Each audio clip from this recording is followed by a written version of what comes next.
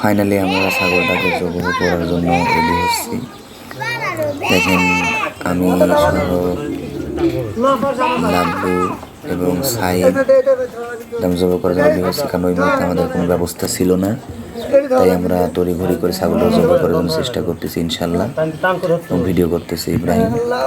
আমরা ফাইনালি ছাগলটাকে জবাই করে দিলাম, কারণ আমাদের পিকনিকটা হতে হবে অনেক ভালো এবং অনেক জাঁকজমকপূর্ণ।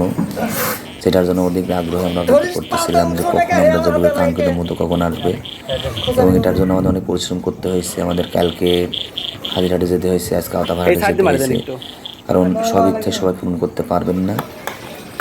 সুখে থাকলেই অনেক কিছু করা সম্ভব না, যেটা আমরা আজকে ফাইনালি করে ফেললাম। এবং বিশেষ করে সাইদকে অসংখ্য ধন্যবাদ, সাইদ ভাইকে, যে আমাদের জন্য সারাদিন পরিশ্রম করেছে লাভলুকে। এবং ধীরে ধীরে আপনাদেরকে পার্ক নিয়ে যাব, দেখি পায়দা পায়ে কী করা যায়। ইব্রাহিম ভিডিও করতেছে এবং ছাগলটাকে এখন কিছুক্ষণ পরে নিয়ে যাব, এবং এখানে ইব্রাহিম ছাগলের দম মারতেছে, যে ছাগলকে ঝুলিয়ে দেওয়া হলো।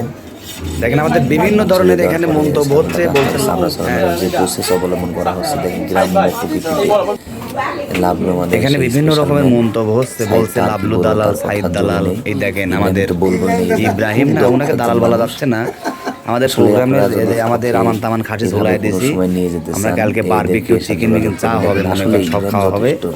আমি আসলে এটা আপনারা দেখেন, নাসিম এটা খাসি, বাপ্পে এটা খাসি, পাটিলা কিন্তু ঠিক আছে। নাসিম দি ভালো করে দেন,